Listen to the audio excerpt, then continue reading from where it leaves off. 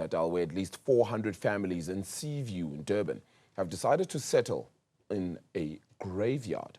They claim that housing and land issues have left them with no choice but to integrate in this community. Sletiwe Ndlovu is there and joins us now live with more details. Sletiwe, some of those residents settled there before the early 2000s, in fact. What seems to be the problem here? Why have they not been able to move?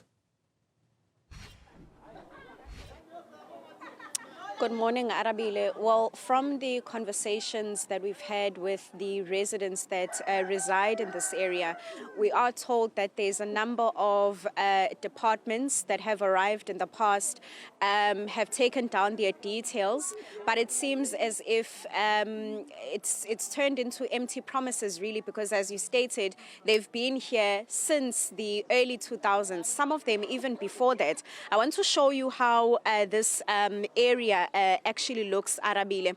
So from those visuals that you can see on your screen, they are actually sitting on graves at this particular moment. And it seems as if, of course, having had lived in this area for a number of years, living here has become quite normal for the residents that we have here. That is actually another grave that my colleague Spokseni Ngubande is showing you. And as you can see, right next to or right behind those graves, Arabile, are a number of shacks that have been here for a number of years. But also, as I mentioned earlier on, it has become quite normal to actually reside in this area, as we are told that over the past few years, there's more people that have actually settled in this place. We are going to try and squeeze into just the space here. But as you can see, some of those graves that remain in this area, Spongseni Ngubande actually showing you some of them. But what we also understand from the two residents that we're going to bring into the conversation now is that the community here does want to move. However, Arabile, I just want us to have a conversation with them now to understand some of the reasons why they still remain in this area. This is now despite being here for a number of years. Mandisa siyabonga kakhulu khuluma nathi namuhla ekseni. Ngicela nje siqale ngokuthi wena ukufika kwakho la wafika ngabuphi unyaka futhi wafika kunjani la? Ukufika kwami lana cabanga ukuthi ngifike ngo-2002. Ukufika kwami la ngifike ngivakashela uma wami wayevele esehlala lana. Ngifike ngivakashela yena. Ngase ngizohlala lana kahle kahle ukusukela 2002 kwaze waphuma iRDP ngo-2003. Ufika lana kuyabonakala vele ukuthi kusemathuneni. Nanazi yini futhi nanokuthi amathuna obani lawa enihleli kuwola? Yebo, kwakubonakala ukuthi kusemathuneni because abafika kuqala esafika abafika bekhona bafika kuwona amathuna vele kuhlala abantu abevele befike kuyiwona amathuna and nathi safika amathuna esabonakala ukuthi iwona. Nabanikazi bawo bebeke bafike sometimes bashone ngala ngasemazansi bephethe imbali beze kuwona amathuna wabo. Bephethe imbali bezoyibeka emathuneni nani khona senihleli vele. Yebo. Abanilwisi yini mhlambe ngokuthi nihlalelene emathuneni? Cha, bakaze basilwisa. Mhlambe ukusibuyisela emuva nje nize nifica kulesi simo esinzima kangaka sokuhlala emathuneni kwenzakalani?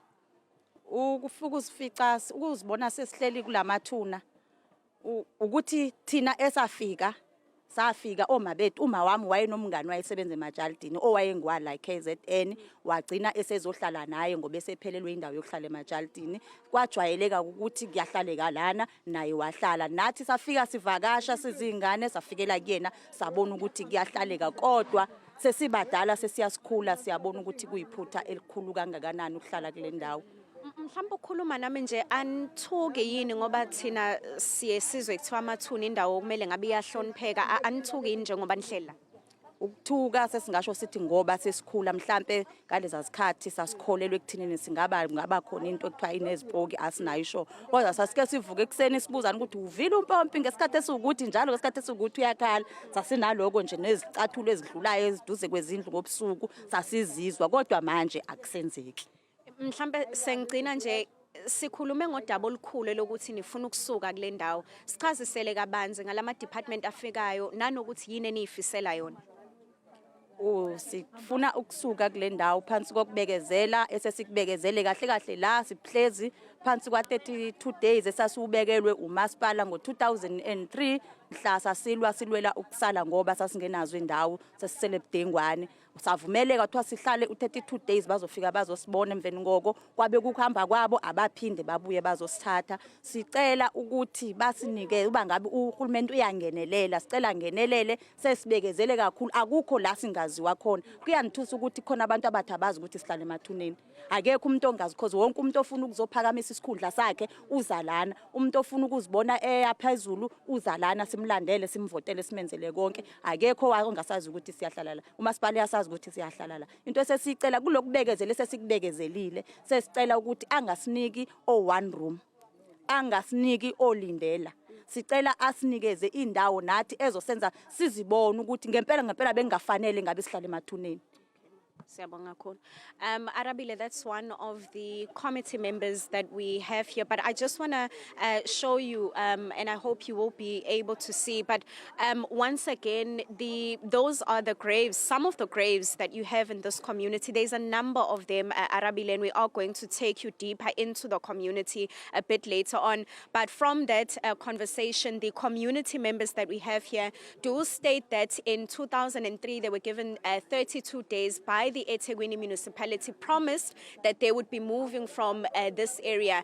It seems as if those statements turned into empty promises, as of course they do remain in this graveyard, Arabile.